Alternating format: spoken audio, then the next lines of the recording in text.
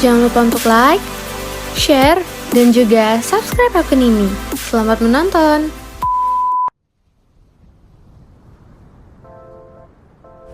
Nah, di sini aku mau ngejelasin apa itu PTM.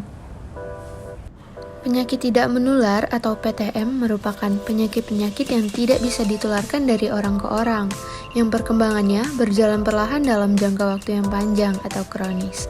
Pada perjalanan awal, penyakit tidak menular sering tidak bergejala. Banyak yang tidak mengetahui dan menyadari jika mengidap penyakit tidak menular ini. Salah satu dari banyaknya jenis PTM atau penyakit tidak menular ini yaitu penyakit kardiovaskuler.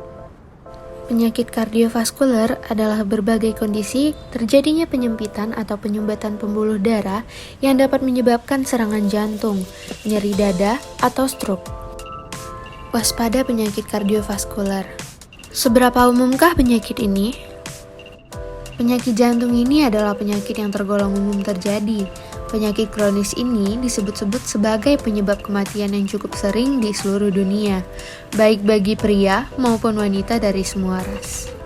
Mitos bahwa penyakit jantung adalah penyakit laki-laki. Faktanya, penyakit kardiovaskuler adalah pembunuh nomor 1 bagi perempuan dan laki-laki.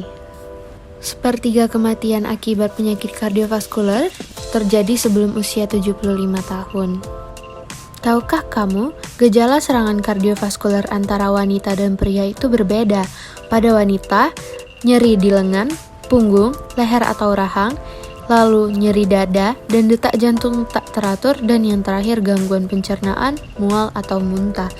Sedangkan pada pria memiliki gejala nyeri pada tubuh bagian atas, leher dan rahang, nyeri dada dan nafas pendek, nyeri, kesemutan, mati rasa, dingin, atau lemas pada bagian tangan dan kaki. Lalu selanjutnya ada jenis-jenis penyakit jantung.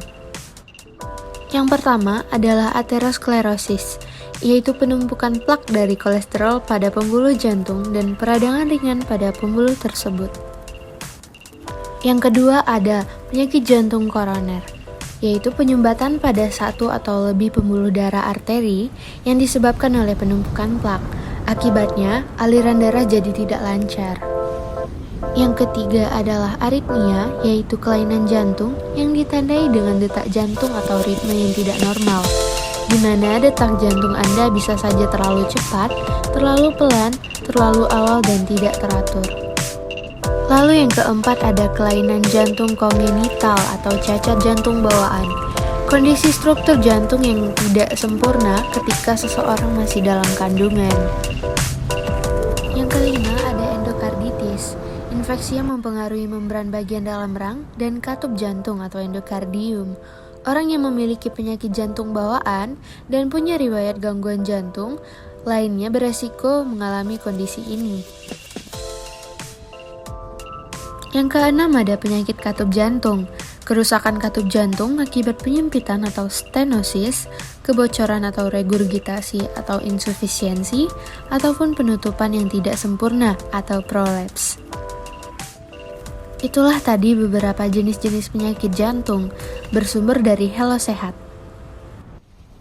Lalu selanjutnya kita masuk ke pencegahan penyakit jantung. Untuk yang pertama, ada berolahraga 30-45 menit. Olahraga dapat membantu meningkatkan kebugaran jantung, menurunkan kolesterol dan tekanan darah, hingga menjaga berat badan tetap sehat. Yang kedua, perhatikan asupan makan, konsumsi makanan berserat, yaitu hindari atau batasi makanan yang dapat meningkatkan kolesterol darah, makanan tinggi garam dan gula. Sebaliknya, perbanyak konsumsi makanan berserat dari buah, sayur, gandum, serta kacang-kacangan. Yang ketiga, hindari stres. Guna mencegah penyakit kardiovaskuler yang dipicu oleh stres kronis, Anda harus pintar-pintar mengelola emosi. Jika stres yang Anda rasakan sudah berlebihan, Anda dapat bercerita pada seseorang, baik orang terdekat maupun konselor profesional. Yang keempat, stop merokok dan kurangi alkohol. Jika Anda seorang perokok, Anda harus mulai berusaha untuk berhenti merokok. Merokok dapat meningkatkan tekanan darah dan merusak pembuluh darah. Anda juga harus menghindari asap rokok dan minum minuman alkohol. Yang kelima, rutin cek tensi dan kolesterol. Rutin mengecek tekanan darah dan kolesterol setiap hari dapat mencegah penyakit kardiovaskuler. Pada umumnya, tekanan darah bisa dibilang normal ketika menunjukkan angka di bawah 120 per 80 mmHg. Sementara itu, untuk kadar kolesterol total yang baik dalam darah adalah kurang dari 200 mg per dl. Yang terakhir, minum obat penyakit jantung secara teratur. Terkadang, perubahan gaya hidup saja tidak cukup mencegah penyakit ini.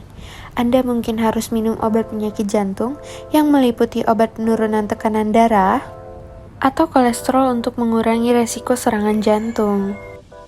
Tahukah kamu, 1 dari 3 kematian diakibatkan karena penyakit kardiovaskuler? Biaya perawatan penyakit kardiovaskuler dan stroke mencapai 315 juta dolar. Angka ini meningkat setiap tahunnya. Dan tahukah kamu, perempuan memiliki resiko lebih tinggi stroke dibandingkan dengan laki-laki. Terima kasih, sekian dari video penjelasan saya.